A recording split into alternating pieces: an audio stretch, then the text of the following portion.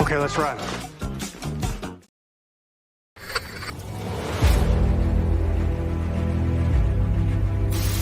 Your mission, should you choose to accept it.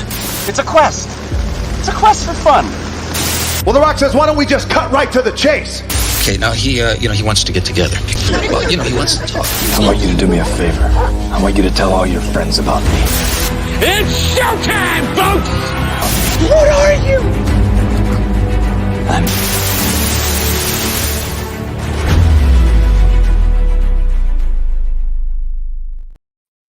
Greetings and salutations. Welcome to And I Quote, the weekly show where we introduce you to content creators of all shapes and sizes that join us from many and all corners of the nerd universe. We find out more about them by taking your questions. I am your host, Ryan of And I Quote channel, and our guest on this episode is indie comic book artist and illustrator. Please welcome Christie Shinn. Christie, welcome in. How are you? Hi, I'm doing good. Had a busy day, had a busy time in Portland. As a Californian, I experienced inclement weather that was not Californian. That was funny because my friend from New York told me, "Oh yeah, there's a cold that hurts." I said, "Yes, I kind of know what you're talking about." Stranger things have happened. Well, we're very thankful that you are here with us. Now, if you have any questions for Christie Shinn as we go throughout the course of this episode of And I Quote, let us know in the comments. Let us know in the chat. Our producer is going to be monitoring it as we go throughout the course of this episode. And don't forget to like and share this with everyone you know. And if you're joining this live on the replay, welcome, and we thank you for being with us. Without any further ado, Christie, when were you first introduced to the world of comics? Oh, when I was a little kid. It's kind of hard to say because I would read the Sunday Funnies in the paper. You know, that I know that's kind of like with the newer generation. That's kind of a thing that they don't understand. But, you know, like it wasn't just me, but, you know, papers are getting phased out. So you had like literally 2 or 3 pages of the Sunday spread of Peanuts, Garfield, and all that. But then my parents also had a Korean paper where my ethnicity is Korean, and it would show all the Korean cartoons. And some of them were actually pretty adult. They're like, whoa, you know, like naked ladies and stuff like that. So I don't know. Again, I understand like this is kind of kid friendly. It's all go as far as that, and it had violence and bloodshed, and I'm like, okay. But then I think one of the turning points was like my parents, we lived in the Bay Area. They still do, but we went to Stanford because I guess my parents low-key were like, you're going to Stanford. Okay. You know, you're going to go to an Ivy League. You're going to do all these things. You're going to do us proud. And they took us to, and it's a nice campus. I've been on it several times, and along with Menlo Park. I haven't gone to UCSF, but it was just that area. And so we went over there, and there was the bookstore, the college bookstore, where they sell the textbooks. I mean, we all know this. I think a good majority of us have been in a college or community college of some sort. So, of course, I go gravitate to the cartoons. But you realize then that at the time, the comics there are largely not for children. They're underground, they're independent, they're alternative. And, well, I went over there and I said, oh, wow. And one of the things I picked up, I hope this is totally okay to say in front of kids, but I picked up Matt Groening's Life in Hell. Now, for the other people that are not that familiar with that work, he is also known as the creator of The Simpsons and Disenchanted and Futurama. But I got the OG work where he was published in the LA Weekly. So I read those books as a kid, and I showed them to my mom. She got them for me. I guess like she thought it was cartoons, plus like the Korean cartoons. It's like whatever. So I bought those books. We called them the Hell books. And then I like Garfield. I like The Far Side. We were lucky. I think it was, I'm trying to remember which light. I think it was the San Francisco Museum of Natural History, I think. They actually had for the longest time, and I think they reinstated, but I'm not sure. Don't quote me on it. It was somewhere in the Bay Area, but they had the Far Side gallery where it had like natural oddities, but also it was like props from the cartoon, like the big magnifying glass, and you could stand under it and you'd see this eye blinking at you. So they'd have that, and just like stuff that they sculpted to 3D.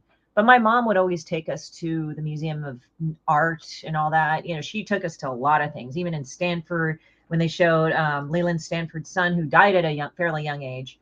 And they showed his collection of stuff, like he was an amateur Egyptologist. I think, from what I understand. So they had a mummy foot, and so the morbid little me was like, ooh, body parts. So I've seen like really crazy stuff as a kid in that way that kind of was done in this loss of noise. I mean, I won't say it here, but we can talk off thing. But I've seen some really crazy things, like when my parents said, okay, you're taking summer school, you're doing it in this community college, and some of the stuff I've seen in science labs and stuff. I'm like, so it's kind of like on some issues, I'm like, I have this picture in my head and it's kind of messed up, but it was like kind of separate and loss of noise. And then, I grew up with comic books. I would read them. And I know some girls say like, well, I was told because I was a girl to get out. And I said, really? They just told me get out because I didn't buy them sometimes. So, I mean, I didn't steal them, but I just read them. And this was the time that they had certain things not appropriate for children. So they had the back black room kind of thing where the kids couldn't go. So I remember that. And nowadays I realize like comics don't have that anymore, comic shops, because they don't really carry really explicit material that way. So I thought that was kind of funny. So I read all this stuff from the 90s. I got into manga in the meantime and anime. I also read manhwa.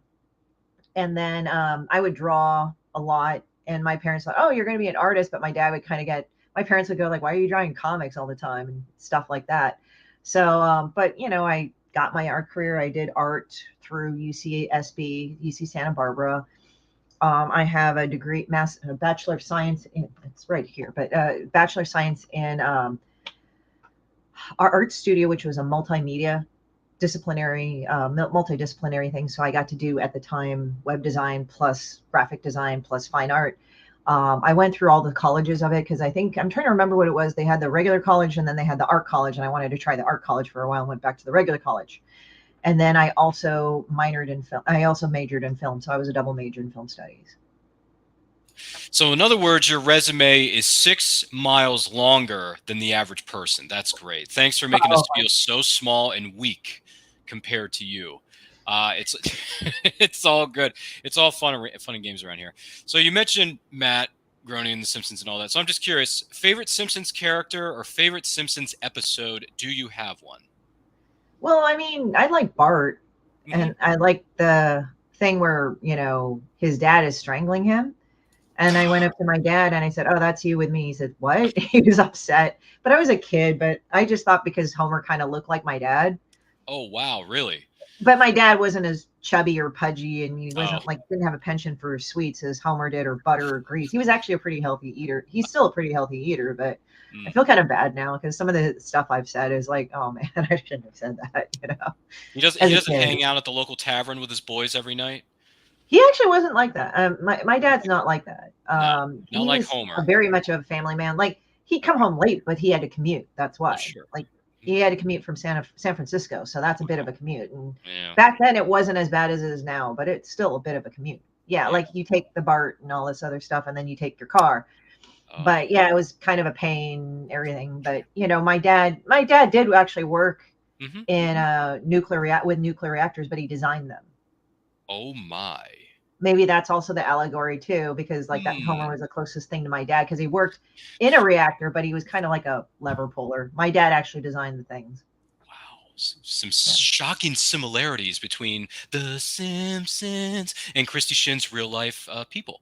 So that's well, he's not dumb like Homer though. No. I'm not saying that necessarily. It's just that there are certain intricacies that fit with that, which is fascinating, by the way. That's just wow.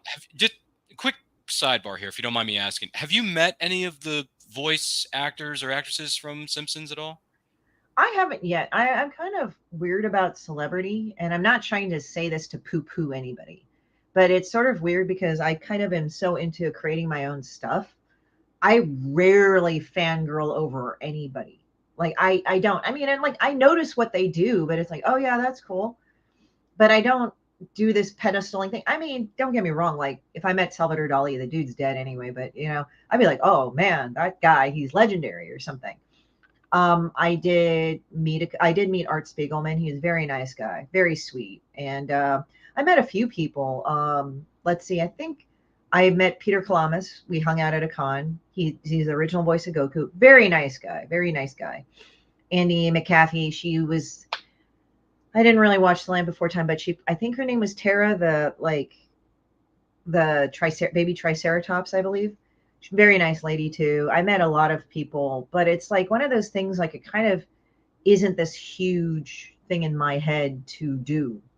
But again, I'm not saying, oh, if I met a famous person, I wouldn't respect them. No, it's just, oh, hey, how's it going? But it's like I just talk to them. But no, I can understand that. Some people are, different towards certain things than others, and that's fine too. For those of you wondering what the Bantha fodder is going on, this is, and I quote, with indie comic book artist and illustrator Christie Shinn on this episode. Don't forget to like and share this with everyone you know. If you have any questions for her, let us know in the comments. Let us know in the chat. If this is your first time here, welcome, and we thank you for being with us, whether you're watching this live or on a replay. By the way, Mamina Books and Games. David V. Mamina asks, what work are you most proud of, Christie? Oh, there's a lot of them. Two of them are kind of my babies. I've got two. So the one that you probably know about is Demon B. I can't say the word here, but I put up the kids book, which is much more appropriate because it's a kids thing. And it's actually an honest to God kids book. So I had Stephen Prince of Monster Matador write it. And it's just like the foreword, because he's told me a lot of very funny things about his kids. Some I cannot repeat on this show because it involves language, but it's funny. And I've very much, and there are some things his kids do about certain situations that would not be funny, but they are hilarious because, well, it's just their children and they're very young and all that, but it's ridiculous. But I had him write the foreword to that book. And then there's Sepulcher, which is about a woman whose husband tries to kill her to marry another woman, but she doesn't die. He screws it up, but she ends up wanting to kill him. I'm working on another volume of that. I really don't want to get into that too much because I don't want to be one of those people that goes, oh, I'm doing this thing, and then I don't end up doing it. Because it's like with this book, I'm taking my time with it. But this is the first edition right there. So I guess those would be the two biggest things. But I have to say that this is more of a joke in a way, because even though it's like, it turned out to be kind of a deep book because it talks about self-identifying yourself and identity and who you really are and all that. And I got to say that it goes beyond my norm of gross, really razor sharp humor in terms of life with my regular Demon B cartoons. So I say those two are pretty good.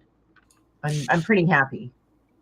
Well, there you go. Thank you for answering David V. Mamina's question. He's a dark fantasy writer. If anyone's interested, feel free to visit him online at maminabooks.com is where you can find David V. Mamina, just to be more specific. By the way, David, it's good to see you, my friend. Hope everything's well in your neck of the woods. And thank you for asking that question to Christie over here. I think Christie liked that question, didn't you? Yeah.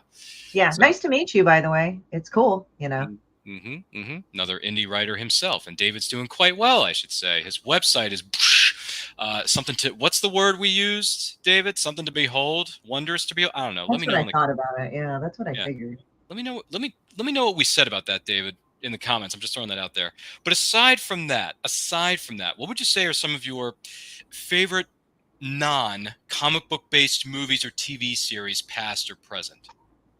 Ooh, that's kind of hard. I mean, it's like weird because I haven't really watched movies in a long time. Not because I hate movies or TV. It's just I'm creating a bunch of stuff and it kind of interrupts me. Oh boy, I think I like really just weird movies sometimes. Like, I'm trying to think. There was this one called Strange Planet.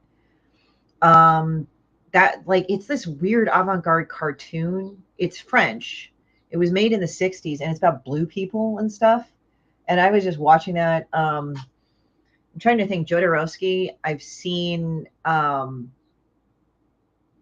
just like weird movies, like avant-garde or surrealist movies or silent movies I've liked, just because it's just the artistry and how they film it. And the fact is, like, most of those things were not like filmed at a consistent rate of speed. Like, this is before they normalized it. So now it's like, it was like all jerky. So now like older, like now the historians, the preservationists have to like do it. I'm trying to also think what else I've done that I've watched that I like The Fifth Element. That was a fun movie. I would say Aliens is one of my favorite. And the reason being is that you take somebody who's been utterly traumatized and you put her in a situation and she believably turns it around. And it's really good. Like the elevator scene is on point where she goes down and you could tell she is scared. Like she has to face this again. And this is the queen mother of all of them. and they've killed a lot of very capable like Marines and everything. And then she's suiting up, and that is my favorite scene because it is the most bad scene ever. Like, just like she's suiting up, she's putting on the grenades, and then she takes a moment, she's like, and then she's ready. And it's like no second thoughts, no nothing. I'm doing this, and it's to save a little girl. So I thought that was actually really good. That transition from her being scared, facing her trauma, and actually believably overcoming it, and actually being really like, and it's also literally a cat fight. When you see towards the end of Aliens, I mean, it's been a long time, so, you know, but when you see the alien queen fight her in the little mech, I forgot what they call it, the loaders, the mech loaders. Yeah, like a It's suit. literally like a cat fight. Like they hiss at each other. Mm-hmm. Like she says, "Get back!" And then like, and she hisses at her. It's just like a cat. Like when the queen hisses at her, when she screams at her, it literally, like, I own cats, and I've seen a lot of videos of cats, and they turn around when they hiss, they do that kind of curl, and it's like that. It was like they captured a cat great.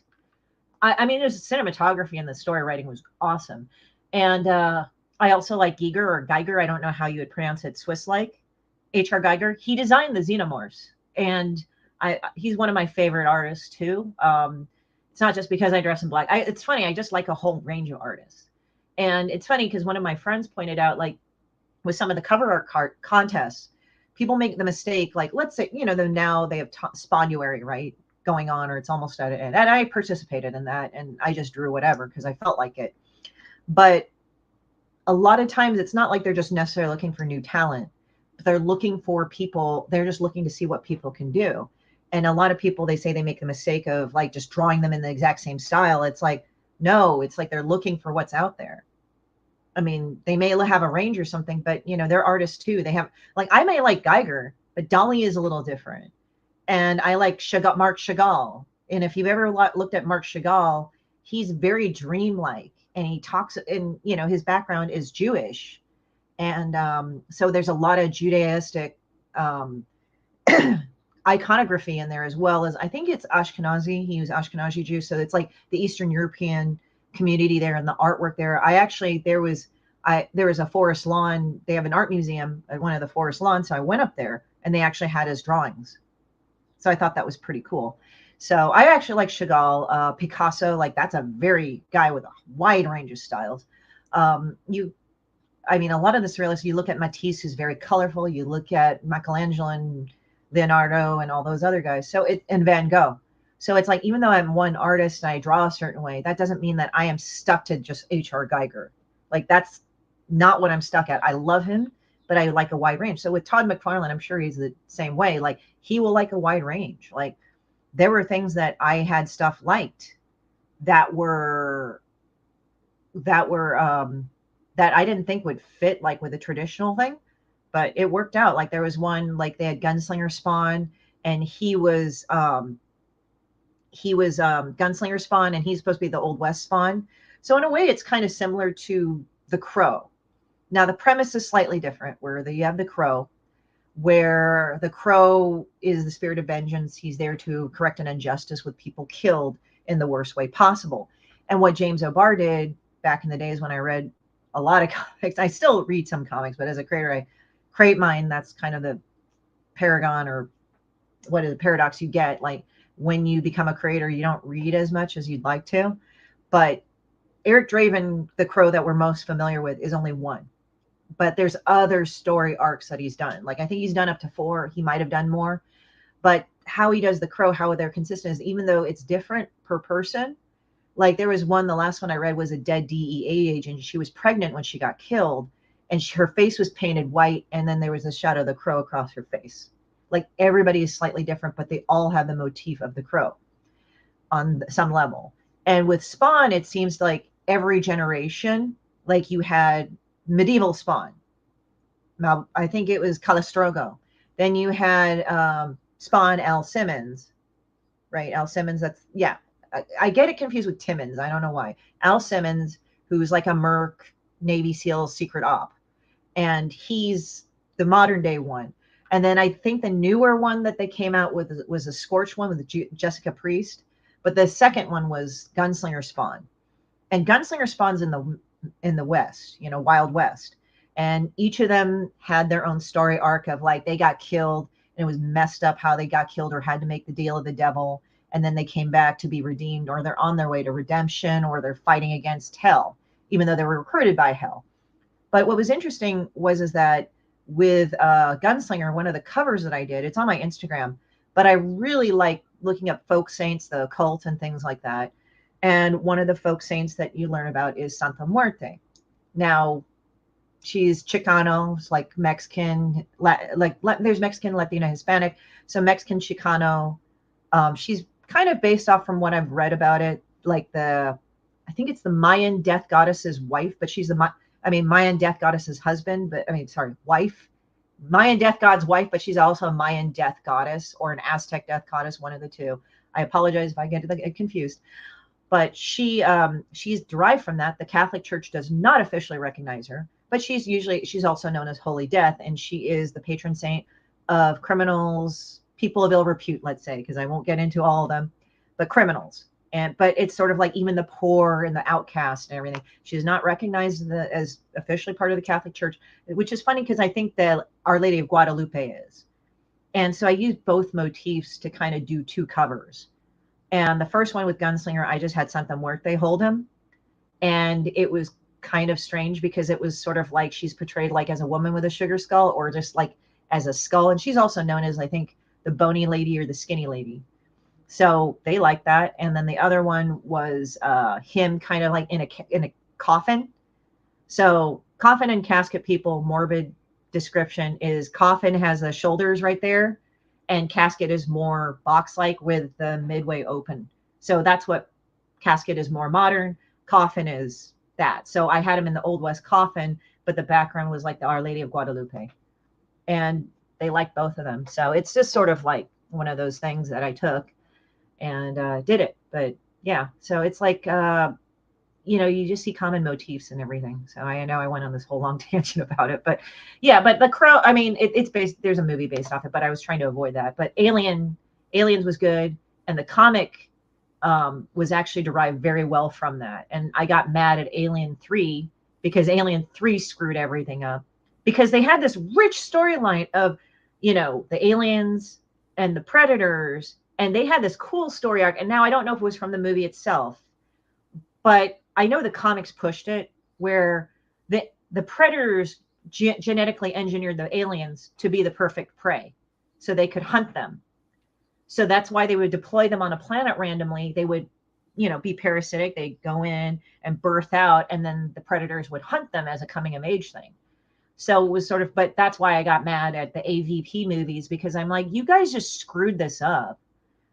And again, it's like, it was, and like my dad also, he would also have me watch 90s action movies. So I watched Predator, and that's officially not technically a comic book movie because the comics I think came afterwards by Dark Horse. There was Predator, RoboCop. The new RoboCop was garbage. I really didn't care about it. If it was not presented as RoboCop, I would have been okay with it. But I like the old RoboCop where the guy falls in the toxic waste and he gets hit by a truck, and that was funny. And then Total Recall. So we love that. We watched that. So see you at the party, Richter. No, I'm sorry. It's one of Arnold's lines. I can't help myself. Oh yeah. And you then at the party, Richter. Yeah. I mean, there's a billion quotables in any of Arnie's movies. Let's be perfectly honest. Oh yeah, right? yeah. There's a billion lines that you could. The crazy thing was, and I don't mean to cut you off there. I apologize. No, it's okay. I will talk forever about in Total Recall, there's a lot of great scenes in that movie. The movie holds up 35 years later. Let's not kid ourselves here, ladies and gentlemen. Well, now we got a fascination with Mars too, so there you go. Yeah, well, here's the plan. Get your ass to Mars. Anyway, you know what, Christy? One of the best scenes in that movie is when what was her name? Sharon Stone. That's it. Sharon Stone, right? Mm-hmm. She walks in, says, honey, you can't hurt me. After all, we're married. Pulls a gun on him. He puts a bullet right into her head before she even has a moment to get that gun out of her back pocket. Yeah. And the moment that happens, he walks 2 feet over and says, consider that a divorce. I remember that is so good. That is how you execute an enemy like that, who you were married to, in a previous life, and you just tell her, I'm sorry, but that's a divorce. We're done. We're finished here. Yeah. Yeah. It's just one of those things. It's like, I think basically people were not afraid to write things back then. Nowadays, and also, I mean, what I found out, unfortunately, about the writer's strike is that, well, one of the crappy things is that the investors in the studio, after the writers would write everything, this is irregardless of political position, they would write their thing. Then it would go to the studio execs, and then the investors say, "Oh, insert this, this, and this, and this." And the writer said, "I just wrote that." And they said, no, you got to put that in there. And even if they even said that, they wouldn't get paid for a year. Like, it was messed up. And then they would blackball them. And then their unions, lawyers had to go after them. So the writer's strike was really kind of messed up. Not the strike itself, but just how they treated them. And that was really, I see why they struck. You know, there's other reasons why, but that was one of the things. And unfortunately, like, the studios were later found out doing crappy little things like using AI and pretending it's not AI. And it's like, no, you guys are doing it. You guys got busted. But the thing is that what's kind of funny is that both ways legally for the copyright laws, like when you look at Midjourney, a DC appellate court, because I watch and read a lot of it, like more. That's why it's like when I look at the news, it's like, okay, here, and here. Okay. But it's like 5 minutes or something. But if it's something of a subject that I'm interested in, it's usually legal stuff. Like, so Midjourney, essentially, like, people say, well, you know, you can't copyright to copyright. It's like both ways you're not in a good place, because so with a non-copyright, the DC appellate court, at least so far as I see, said, no, you can't copyright this because this is too derived from too many things. You don't have a central person doing it or a creative team. So we're not doing this. You can't copyright this. Okay, so profit out the window, you know, kind of thing. You can't trademark it or license that item or that graphic thing. I mean, yeah, they've been trying to be shady about it, but I don't think it's ultimately going to work out because the backlash is bad. Like, they even reported Iger's stressed about it. It's like, yeah, you should be. You've been screwing up, dude. But then the other way is, I think it's OpenChatGPT. It's like one of the AI programs that are out there. And the AI program basically took from a whole slew of writers, including George R.R. Martin, John Grisham. I think maybe even Neil Gaiman was in on this, but I know those two were. But it was a bunch of other writers. And what it did was that it just skimmed a bunch of their data, because, like, really AI is data aggregation and figuring out in itself. Okay, aside from that, AI in itself is not bad. But before you guys jump on me, I'm not saying AI generated works are good either. I'm saying that this is a big difference. So guys, like, when you hear AI, don't get triggered right there. You have to hear the rest. So what ends up happening is that so essentially, I think it was OpenChatGPT. I'm trying to remember. It's either one of those two. It was the writing one. It said that, so basically what it was is that those writers who have a lot of money, and they're all teaming up together, are doing a major lawsuit on that. So the premise looks like, well, I could copyright this written work on my own because I've gotten it and it's mine, it's original. And the writers are going, no, but you skimmed our works, which are copyrighted.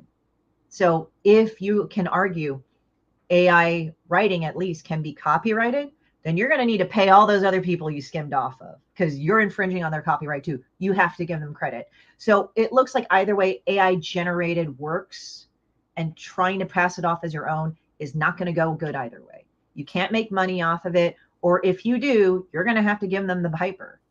So that is the trend right now. And again, I think as humans, like, when we see something that uncomfortably comes in that area, like cloning in the 90s, where everybody was like, oh, you cloned a sheep. I get it. I think what it is that, in a way, like, it gave us some ideas or parameters to lay down so that we can say, okay, when we get to this point, we're not completely screwed, or we're not completely out in the open where we infringe on some bad things, like really bad things. So with AI art, it does bring up that conversation.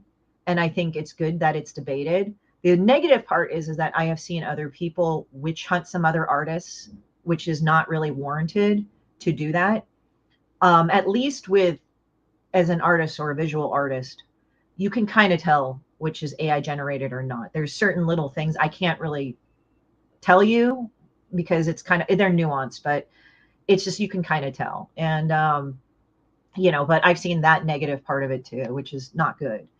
Again, I'm not saying that I'm for AI art or AI generated art. I am just saying that just be careful who you call out, because I've seen some artists get really screwed with that. But if they do, they do, and I'm not advocating you don't talk about it either or announce it. Yeah. Welcome to Fair Warning with Christie Shinn on Film at 11 here at And I Quote channel. For those of you wondering what the Bantha fodder is going on, this is And I Quote with our guest of honor this week. I got to tell you, she's full of great information and some interesting, fun facts. Christie Shinn is here with us, indie comic book artist and illustrator. Let us know if you have any questions for her in the comments or the live chat. Don't forget to like and share this with everyone you know. And if this is your first time here and you're watching this live or what is known as a replay, we thank you for being with us. By the way, David V. Mamina says it was nice to meet you too. I'll indeed be checking out your work, Christie. Thank you. I appreciate it. So he's got you on that. And he also agrees with you on Aliens, the movie. Definitely one of the most believable protagonists ever put to screen with Ripley and Sigourney Weaver. So there you go. Good stuff. The Alien and Predator universes work. At one point, they were connected cinematically in 1990's Predator 2. Yeah, like you had the skull. Yes. The Predator. Danny Glover discovered all the dead skulls. Yeah. Yeah. So the trophy skulls. Mm-hmm. So yeah, we thought we were going to get something great with that, and then AVP came out, and we all know how that turned out. So that was very frustrating because it's like you have the comics here, just go use those. Either that or just come up with a good story, because you have two of the biggest monsters in the history of movie franchises, and you kind of messed up the crossover cinematically anyway, not counting the comics, because that's a separate medium, and I'm not trying to disrespect anybody who's worked on the comics. Dark Horse did a very good job with that series. Yeah, they knew what they were doing. But it's like Alien 4 Resurrection. At least I'll give them this. They try to write it a bit. Yeah. They try to make it kind of. They try to fix it. Yeah, it wasn't bad. I mean, as I said, it was a good story on itself. I just, as I said, they would try to make it better, like what they did in Alien 3, because everybody was kind of really mad about Alien 3. Like, dude, you had all these comics out about it, and then now you just did this, and this doesn't make sense for any of the characters, and you just killed off all these other people. Screw you. Yeah, but Alien 4, Alien Resurrection, if anyone wants to go back and watch it, feel free to do it. But outside of that, by the way, fun fact, The Crow, starring the late, great Brandon Lee, turns 30 this year. Yeah.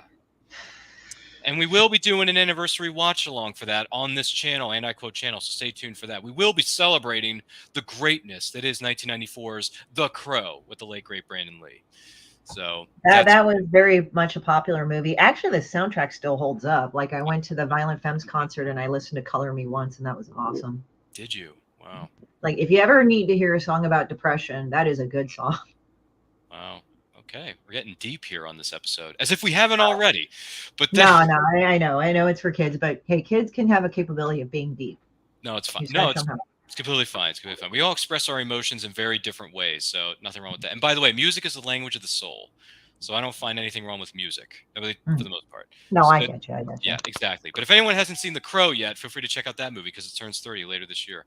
Great movie. I think Bill Skarsgård is going to be the Crow in the update or reboot or something. Allegedly, yeah. I don't know if they've greenlit it, because originally Jason Momoa was supposed to do it, and then they stopped it. Then they got Tom Hiddleston to do it, and then he backed. Oh, they did for a hot minute. For a minute, and then he backed out, and I'm like, you just can't reboot this thing. You just can't. Honestly, to be frank, I think the thing is that okay, so they had The Crow, and then they had Crow City of Angels, and I think people got kind of mad. It's like, oh, it's a repeat of I mean, they came out with a third one, but that was straight to video with Crow Salvation. Yeah, and yeah, I think it was there were 4 actually. There was 4, yeah. Yeah, because there was The Crow, City of one Angels. with Brandon Lee, one with Vincent Perez. Then there was one with Derek. It was somebody Mabius. He did Crow. And then there was another one with Edward Furlong from Terminator 2. Yeah. So they did that, and it was weird because they all had good actors and stuff. So there were 4. Bad stories. Yeah, but I think what it was is that they try to make them all look like Eric Draven, and I think that probably was the issue. It didn't work. No, because it's like you're expecting Brandon Lee. The problem is that if they really looked at the comics, each of the crows were different. Yeah. They had the motif of the makeup and everything, but they were not exactly. There's a fur baby on set. Oh my gosh. This is my stupid noodle spam. Oh, hi. Whatever the cat's. What's the cat's name? Spam, just like the canister. I'm sorry. Is there a can in the room? I'm sorry. Spam, Oh good yeah. to see you. Thanks for crawling up all over your mom's camera. Yeah, this is how he hugs me. Oh, that's how he. Oh my gosh, that's Noodle. cutesy. Anyway, He's a little ramen noodle. fur babies. You gotta love the cats. Ow, Salad, honey. ow. I love the cats. Mm-hmm. Yeah. So we talked. Goodness gracious. Wow. Okay, so we talked about crows, we talked about aliens, we talked about predators living together with mass hysteria. So how about this? When did you decide to become a comic book artist / illustrator? I think I've drawn all my life. So it varied between being like a fine artist to illustrator to graphic designer, a little bit of both each. I did draw a lot of my own comics as a kid. You know, we all did that on some level. I would copy or study comics, like just how they were drawn as a kid. So you guys can't tell me I copy work because I did all my studying as a kid. So there you go. So, but I think like I tried at comics a few times. I actually did a DC page for a tryout like years ago, and that was terrible. So I didn't do it again. That was just bad. It was terrible. Like I didn't know what the hell I was doing or something. But now I have a better idea. But I think it. I mean, I won a Ringo award, so I think that's good. But But I'd say I think like I did the comics Demon B like as of 2015 officially, 2014, 2015. That's when I copyrighted her because I just started off with a character and I said, I should really copyright this because this is getting consistent. So I copyrighted her. And yeah, so it's like I've been doing for almost like 9-10 years that particular thing. About a decade of awesomeness. Well, that's just fantastic, and that cat is having so much fun in front of that camera. But outside of that, what would you say are some of the biggest rewards about being an indie comic book artist? I get to do whatever I want. I mean, it's kind of interesting because it's like I know people can go like the state of the comics and pontificate about it, and some of them are very good and very veterans, and they know very much the business side. Um, I think as an indie creator, I think we underestimate ourselves to the point where we don't. Yes, I know you're smelling me. Um, he has not really a brain cell. He's kind of dumb. Oh, But okay. anyway, I was wondering. he's kind of dumb. But I would say for me, I think being an indie creator, you get to do and be whatever you want. Now with that, you have to figure out how to fund yourself. You have to promote yourself and all that. But I've noticed like a lot of publishers tend to notice that about you. It's like if you have funded, been told at least 3 successful Kickstarters and your base is growing and you're consistently putting out work, they notice you. But also the thing is how you conduct yourself online, they also notice that too. Now, what they're looking at is consistency and persistence as well as professionalism. I mean, I do Demon B, so I swear and I say bad things. But the thing is that I don't go around starting fights. And I this is like kind of an unspoken rule or unspoken thing that we don't talk about. But I have talked about this many a time on a show. And I said, and I've even said it on panels that I've been asked to do. I said, okay. And they said, when you're breaking into comics and all that, well, how do you do it? I said, well, there's a lot of ways how to do it. But here's the thing. I said, if you're putting yourself online, number one, like you understand, like there are some bridges you do need to burn. Some people are not good people. Some people will screw you up. Some people will not be good to you. So you can go and like you can block them or tell them go away in so many words. And if people troll you or do awful things, you have every right to do any of those things. You don't need a central like solution. You're just like, go away. Kind of that's your vibe on that. Now, here's the thing. I have seen a lot of creators, both veteran and young, do this stupid thing where they start fights like WWE. That is irritating to me because I'm like, first of all, you have these knockdown, drag out fights over really essentially nothing. And then, you do this with, and some people just pick on just anybody. Like they'll just start fights like with people like J. Scott Campbell or something. No reason. The guy's not antagonizing them. He's living his life. And you're kind of like going, why did you do that? And the thing is, yeah, you might get followers, you might get some likes, but guess what? Other people who do not follow you do follow you because you have to be public in general to have your work seen. They're not going to want to work with you. or the people that have worked with you won't, because guess what? They don't know if they're going to have the target on their back. You know, they're not going to want to have somebody that turns around and stabs them in the face over something that they did, rather than having a face-to-face or personal dialogue with them. So the thing is that, you know, I told people, I said, I have had a lot of people come up to me that were pretty big on the totem pole, talk to me, and they did not follow me on social media. How would that be if I started crap everywhere else? That is not okay. And I said, don't start that unless the person and you are in on it together. Don't. And I have seen too much of that in this industry, and it really, quite frankly, makes me angry and irritated, because it's mean. It's like, it's not necessary. And it makes you look like an entitled brat, personally, if you start that type of stuff, because it's always started by the stupidest things. Right. So it makes you Hulk angry, makes you want to Hulk out and just destroy stuff, like in that video game that came out 10 years ago. I'm sorry. I think I want to be like Firestorm and just burn it all or something, or like Oh, the Human you mean Torch. the character? That's Marvel, right? Firestorm? I think so, yeah. No, DC. He was like the the one that I know of, he was the professor and the student. In the kid. Yeah. And then they merged together and created Firestorm. That's Firestorm. That's fine. Yeah, he showed up on the Arrowverse, the TV shows. Yeah, played by Robbie Amell at one point, and then it was also played by Victor Garber, veteran actor Victor Garber. By the way, good combination of actors. Good character, a lot of good stuff they did on DC's Legends of Tomorrow in its early seasons. The later seasons I didn't watch because I got caught up with other things creatively. But the other thing was, Cartoon Commotion wants to share something with us here. Cartoon Commotion says, yes, that's right. Nobody wants to work with troublemakers or toxic individuals. I've had to let some people go, and it's only done me good. It's not worth it to make trouble when it only sends people away.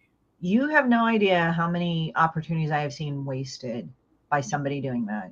It is amazing. It's like people often confuse that with not what you said, Cartoon Commotion. I'm talking about in general, people that antagonize people and start fights. I've seen so many of those people, they lost long-term contracts because of that. Because they don't care who they hurt.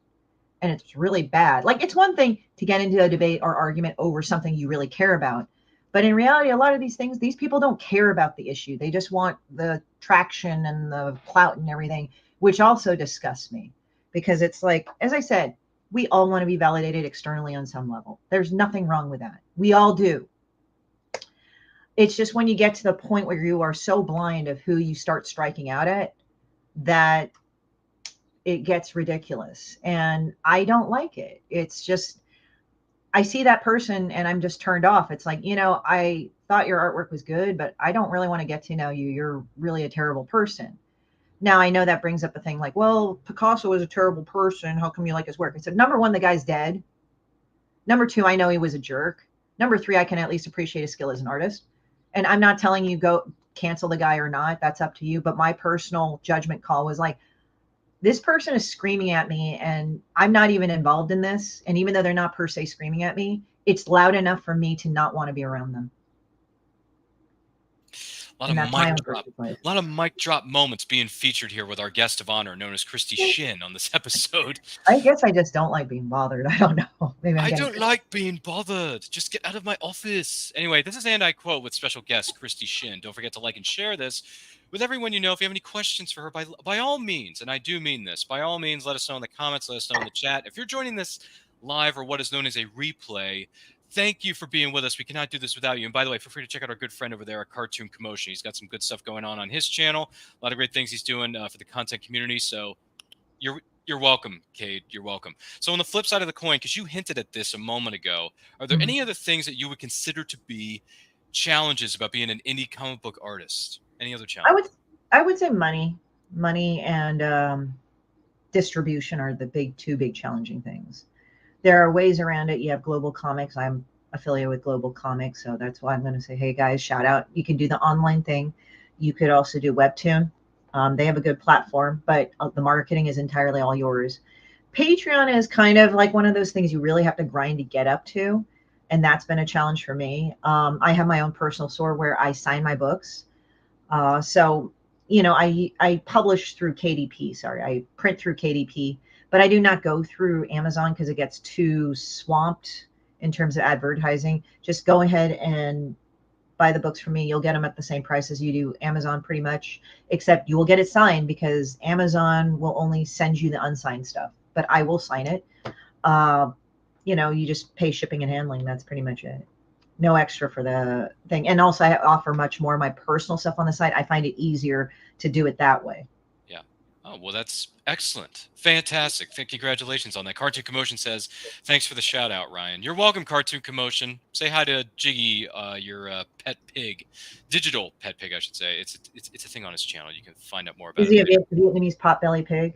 It's one of those characters because his stuff is very creative, by the way. Cartoon Commotion, he talks about cartoons from the 80s and 90s on his channel, and he has this pet pig, he calls it Jiggy, and Jiggy can actually play the banjo in the videos when you see it. So if you go over to his channel a little bit later on in the day, if you have time after this broadcast is concluded, feel free to check it out. And he has a lot of good fun over there. And by the way, his latest video just dropped, and he's talking about the animated series known as Bill and Ted that they did when the movies came out back in the day. So, I remember that. Yeah, I remember that. You do remember that. Okay, so he just dropped. I remember that. Yeah, I think he's about to drop it, or it just dropped. So you can visit our friend Cartoon Commotion on YouTube. He's got a great thing he's got going on over there, along with his sidekick known as Jiggy.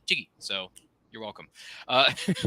So many creative characters on this program. And outside of this program, I should venture to say. So have there been any other special memories for you, Chrissy, from being at conventions, whether you're there as a vendor or there as an attendee, that stand out to you? I've had people, it's interesting because they increase every time. I was on a panel, Justin Otero's panel, he and his wife, Michelle Waffle, cute name, last name her. They cosplay a lot as like different characters, like a lot of times X-Men, Jean Grey, things like that. Yeah, they're really cool. And Justin, he's half Chinese, half, I think, oh man, he's gonna kill me if I can't. It was like, I don't want to say Guatemalan, but that's coming to mind. But Justin, I'm sorry if I get it wrong. But they had Asian representation in comics. And this is the thing of like working on a lot in your stuff, your brain gets fuzzy. So I apologize if I get that freaking thing wrong too, like title. I don't get exactly right. I'm so sorry. But it was a wonderful panel. It was one of my most cherished panels. And it was funny because I was with Bernard Chang, Jessica Chin. By the way, Jessica Chin's a three-time Eisner nominated. Eisner went 3-time Eisner winning. See, this is how brain dead I am sometimes. And then I also Jean Luen Yang, American-born Chinese. So I'm sitting with them. These are greats. And here I am. I'm indie and underground. And it's funny because the stark contrast is like they're wearing regular to very colorful clothes. And here I am all in black. I'm like, yeah, okay. They're all very nice, by the way. Jean Luen Yang, very sweet guy. He's from the Bay Area like I am. So we were all talking. And it's interesting because they all work for Marvel DC. I have not. And it's very interesting how our opinions differed. And it wasn't like they were bad or worse or something. But it was kind of funny, like with DC and Marvel, like there's a certain path. But it's like with me, it's like, no, do this and this and this and this. But I'm not. But I even said to people, like, look, you don't need to go through DC and Marvel to be the successful thing. Doesn't mean you can't go back to it. So, by the way, don't take this as a cue to go and tell the senior editor of Marvel he's a jerk. Okay, stop. Don't go and write Jim Lee insulting things. Just don't be a jerk. But, this is what I have done with this. But I am not saying don't be open to that. But it's not the only way you do it. There are many ways to do it. And I've told people on those panels a lot more than what it was. Now, what was crazy is that like I was told, oh, you got to talk to the Lumpia guys, the Lumpia Undercover, Lumpia Unleashed.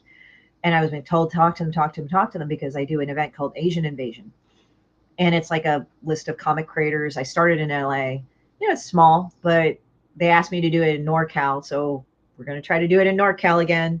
So that's being worked out. It's like it had its inaugural one in NorCal, in Oakland. So we've been working on that. And, well, it's been kind of interesting because it's like, as I said, it's strange because the Lumpia guys came over to me when I did the Asian Invasion NorCal. And they told me, we've been following you. I'm like, what? Like, huh? I was like, Okay, but they never followed me officially on my social media. But they really took to heart. I said, look, just follow what you really want to do. And I said, it's not that you can't take a second job, because in other panels, I've had people say, well, I'm an artist or a writer. I have a job. So that's not this. Am I real? I said, okay. I start off with a lot of panels like, okay, first of all, I never want to hear that any creator is any less of a creator because they have to take a second job. I've had to have corporate jobs. I've had to have crappy jobs until I got to where I was at. I was still working on my stuff the whole time. I still worked on stuff in the industry that wasn't exactly what I wanted, but I still worked on my stuff. So as long as you're doing your stuff that you want, you're still a creator in that department. So they really liked what I said. And I wasn't saying anything any different than I would be talking about right now. And that was months later. And I did not know that they wanted to talk to me. And that was very touching. And a lot of people really gravitated to what I said. And I think people need to hear that more. It's not like, oh, just be your authentic self and everything. It's kind of like people are given these abstract concepts and nobody's there to kind of give them ideas on how to go about doing it, or they do, and they give them cliched answers, or not the wherewithal internally to do it. What you kind of have to be like and all that. And I'm not trying to be like, oh, I know everything there is to know about it. But when I've been doing a thing, I tell them kind of what I've expected and what to expect. But I don't try to go and give them the song and dance that it's always going to be just this thing. And that's the only way to do it. Like, I've been told people, you can belong to any group you want. It's totally fine. We all identify as something, but what's your own authority in your own situation? What is about you? Because you have no idea if that group will reject you or anything. I'm not saying you should live in rejection mode, but it's like, not everybody's going to agree with you. And there are times like people have really broken down when that group doesn't agree with them or it no longer fits on them on whatever level. That's going to happen to everybody. So what are you going to do? What's going to help you through those dark nights of the soul? And I tell people that because I've been through it. It sucks, but you have to go through. But it's like one of those things you go through, and you got to find the wherewithal. I look at it as this: you're presented two choices. You can either have the old life or the new life. What do you want? I don't believe in this testing crap because, for whatever anybody believes or doesn't believe, I don't believe in like a perpetually jerk offish like deity or whatever that tries to constantly drag you down. I think that's kind of messed up. But I do believe that it does whatever you believe, provides you a contrast. Do you want this or do you want that? I've been presented those choices quite a few times in my life, especially with my health. Do I want to go this way or do I want to go that way? Kind of like that little scene in The Matrix. Do you want the red pill or do you want the blue pill there, Neo? What's it going to be? Yeah, I mean, again, it's not like, oh, I'm testing you for some abstract thing that you need to pass. It's not that, I do believe people test each other. I don't think deities necessarily need to. I think that's what we translated to. But the best thing that I've resonated with is that whatever you believe in, you're presented a choice. You're presented a contrast. You're having this new life, but there's some old crappy stuff from your old life. What do you want to go with? Do you want to go back to the old stuff or go to the new? Welcome to motivational episodes of And I Quote, hosted by Christie Shinn. And once again, we are here with Christie Shinn, and another black cat just walked through the camera. Oh, this is Eve. Come here, you evil little girl. Yeah, there's the other cat. There's more fur babies roaming around this camera set than I know what to do with. But anyway, this is And I Quote. There's landscapers outside. I apologize if you hear any noise. No, things happen. But this is And I Quote with Christie Shinn, who is an indie comic book artist and illustrator. Don't forget to like and share this with everyone you know. If you have any questions for her, by all means, let us know in the comments. Let us know in the chat. If this is your first time here, welcome. And if you're watching this live on a replay, we thank you, whoever is watching and listening to this right now, for being with us. By the way, Quentin White says, Demon Bee, Demon Chicken. Oh, yeah, he's one of my friends. Hey, Quentin, how's it going? And he seems to be laughing at us with those last two emojis in the center of the. He's grinning. It's like a private joke that we have. It's okay. Things have been said before. That's nothing new. By the way, I do want to bring this up. Demon B pen_15 is here by Christie Shinn. Demon B, how did this come about, and what exactly is Demon B about? Well, Demon B is a low-level demon from the 13th pit of hell where people throw their dog poop in gum wrappers. And she wants to bring the second coming of Armageddon, but the first one never happened because she is stupid. She's based on girls I hate. That's pretty much it. I just drew a very angry comic that made me laugh, but it turned out to be way deeper than what I ever expected. And I'm like, okay, cool. It's literally somebody once said to me, you kill the elephant in the room, you put it on a plate and you kick it out there. I'm like, okay. Fair enough. Fair enough. And then Quinn White goes on to say, I think he's trying to say, "Sup, Christie and Ink." Is Yeah, that the he name? calls me C sometimes. Yeah, C and Ink. Ink is the black cat. Oh, that's the black cat. Okay. I saw your cute face. I can do anything to her. She doesn't care. See, she's just right at my desk. Now she's just hanging on around the camera. That's wonderful. First we get the spam, and then we get the ink. Boy, my goodness. We're getting all kinds of creative combinations here on set.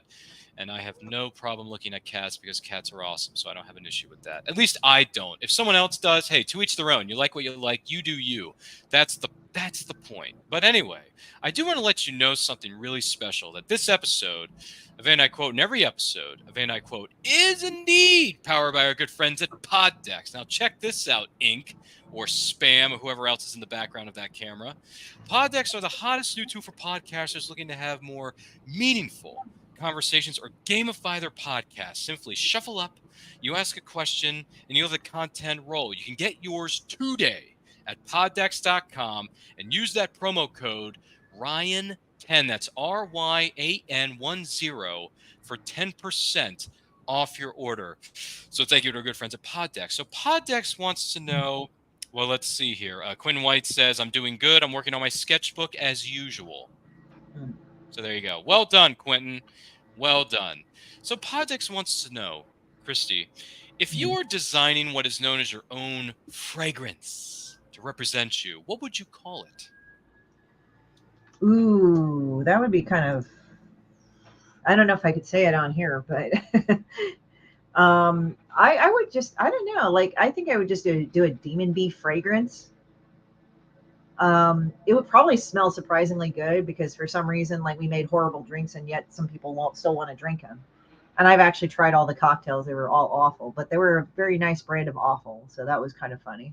I actually like the Demon Bee cocktail, and it's made to look like things I cannot mention here, but it's pretty funny. It's gross. It's supposed to look gross, but yeah. There you go. Evidently, fear is not a factor for you. So if you were, when it comes to certain things in the creative realm, if you were given $1,000 to spend on your closest friend, what would you get them? Oh, wow. That's kind of hard to think at that moment. $1,000 can't get you much. That kind of sucks. I don't know. I don't know. Maybe Prison Pit, the whole like anthology by Johnny Ryan. Not for kids, by the way. I don't know. I'm also thinking like maybe the Sandman Tarot deck. That's actually pretty cool. I don't know if they've reprinted that, but I know it was big back in the day. But I do want to get that tarot deck just because I like tarot decks. They interest me. Like the esoteric stuff entertains me. A set of cards. Okay, there you go. That's an interesting set of cards there, respectively, of course.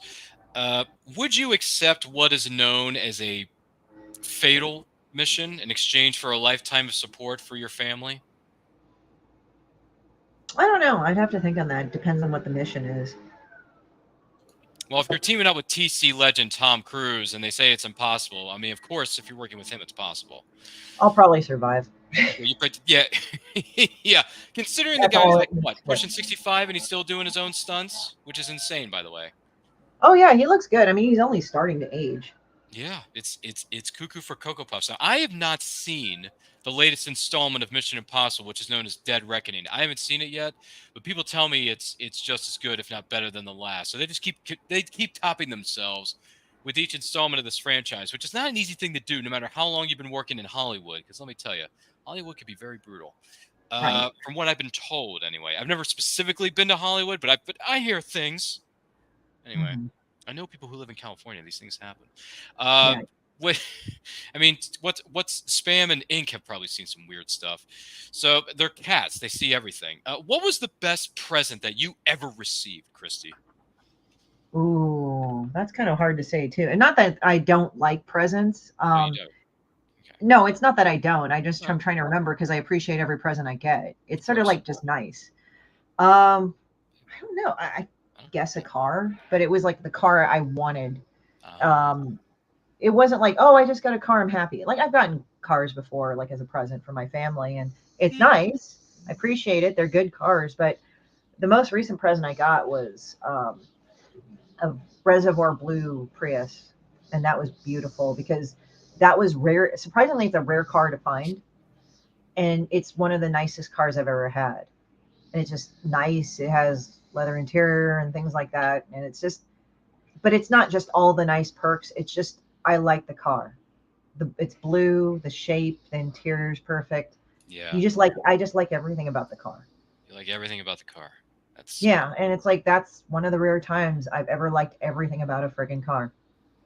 wow. I guess it's fair to say that when this car came in, this was probably your reaction. Calculations are correct.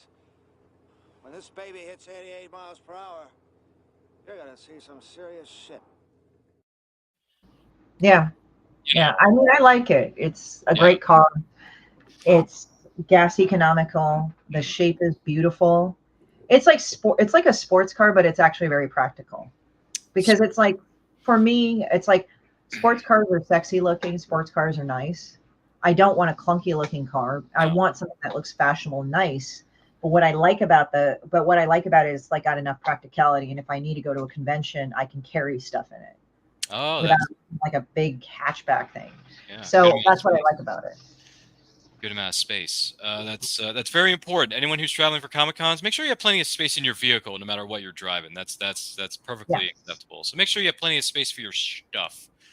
Whether you're a vendor at a convention or you're there to travel to see some people or cosplay, make sure you have plenty of room for your cosplays, because cosplay is fun. I just want to point that out. What do you consider yourself an expert at, Christie? Well, I think I'm good at a lot of things. I don't know about expert. I have to take a look at that. I guess I'm an expert at like being curious. I mean, we just talked about some pretty deep meta subjects, so obviously like and some pretty intense legal subjects. So I think perhaps for me it's like I think I'm just good at not hyper reacting to certain events or to events or news items or whatever and jumping on this bandwagon either way of yelling and screaming. I don't like doing that. I find that as a total lack of control either way. A lot of the time, but it's just more of. I understand people are going to get reactions. It's a human thing. I get human reactions, but I think for me, like finding out everything about a subject so I know what the heck I'm talking about would be a good thing. So I guess that's what I'm good at.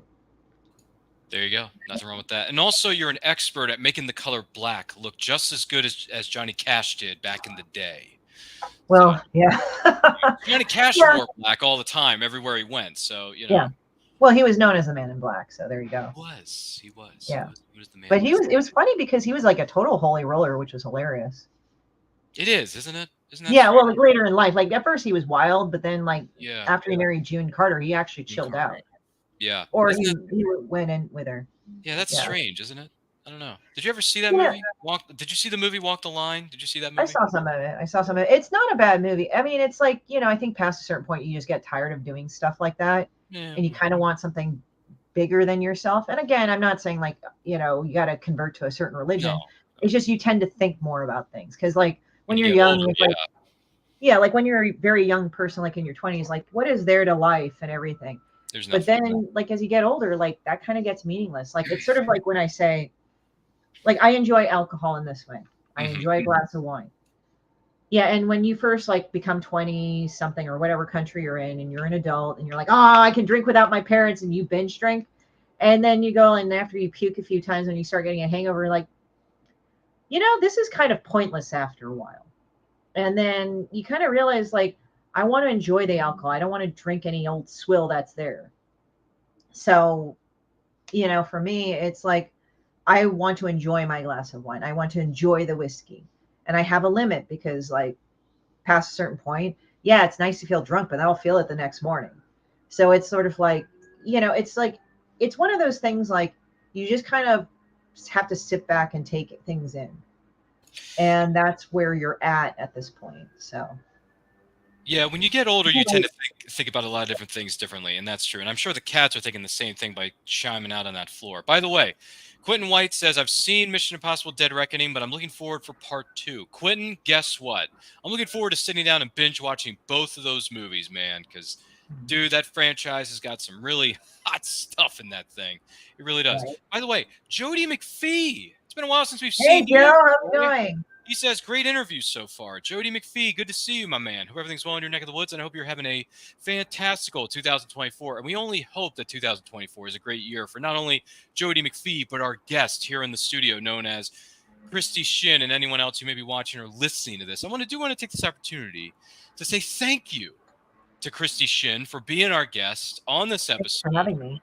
of And I Quote. And we also got cameo appearances from Spam and Ink earlier on in the set, which is great because cats are just as cool as anything else. So, Christie, I want to say thank you for being here and sharing with us some very good tidbits of information. Also, the fact that you know a lot of things about a lot of things that are going on in Tinseltown that I may not know about. But hey, you live in California. You've seen things, you hear things, you know people, you've done stuff.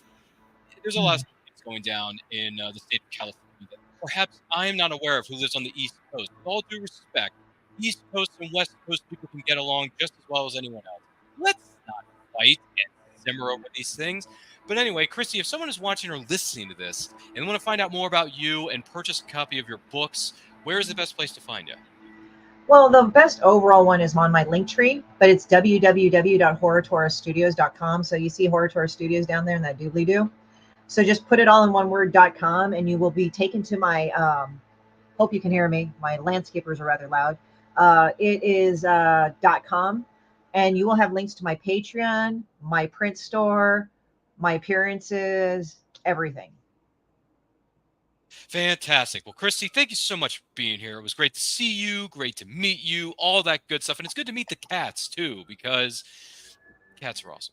I may be showing I may be showing a little bit of bias here, but hey, listen, if you like something, celebrate that. And if you like something else, celebrate that too. There's no problem here. Honestly, if you like dogs more so than cats, that's fine too.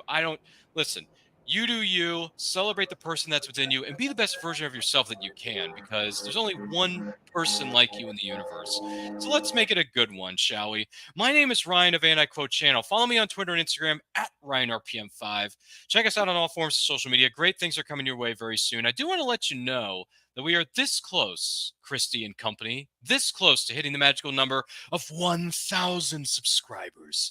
Once we do, we're going to throw a great big live stream celebration that's going to include returning guests such as Christie Shinn. She's more than welcome to come back and let Spam and Ink crawl all over her set and say hi to the people at home. And we're also going to be doing giveaways that are going to be presented by our friend, The Art of John Pinto, on Facebook, including these 11 by 17 prints. Look at this bad boy. You can walk away with a print of Darth Vader if you're a fan of Star Wars. We got Star Trek. We also got, if you're a fan of Doctor Who, look at this bad boy right here. You got all the doctors mixed into one.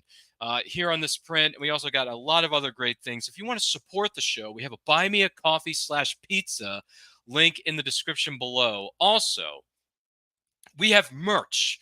We got shirts, we got hoodies, we got coffee mugs, we got stickers that you could put on your tumblers or your notebooks or something like that. Put it on your car. I'm sure Christie, that gorgeous looking car of hers, would look stellar with one of our incredible looking stickers on the back of that vehicle.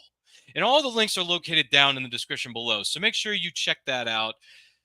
Make sure you help us reach 1,000. We would love to have that great big live stream celebration, have a lot of great people here to join us for that. Whether it's Jody McPhee, Christie Shinn, you have Brian Paone, you got Brian K. Morris, you got Bobby Nash, a whole bunch of other great people, etc., etc. And don't forget, we got the Nerdy Cantina tonight, 7 p.m. Eastern time on this channel, on Facebook. We're on Twitch. We're on Twitter, all that good stuff. So once again, all the links to where you can follow Christie Shinn are located in the description, and the links to where you can follow us are located in the description as well.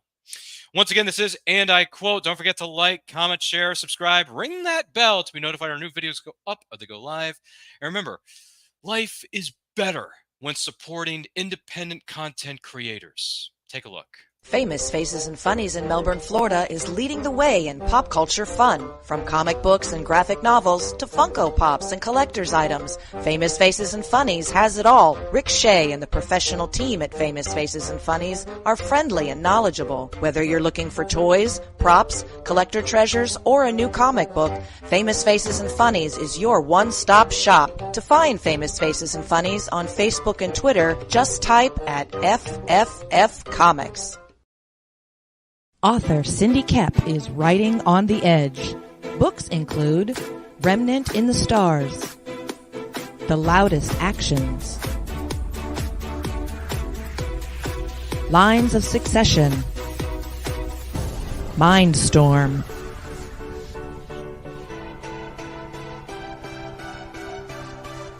Condemned Courier, the Yerushalayim series,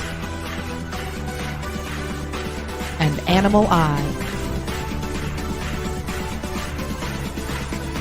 Find author Cindy Kep at CKOEPP.com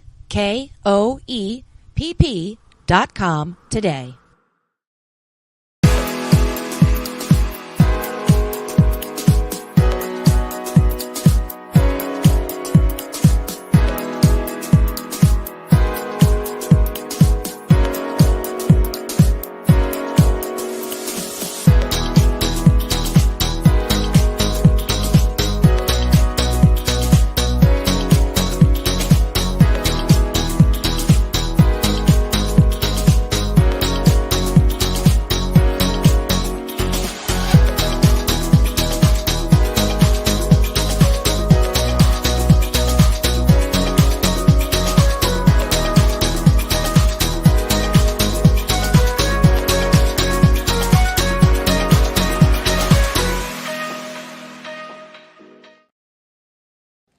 Good morning!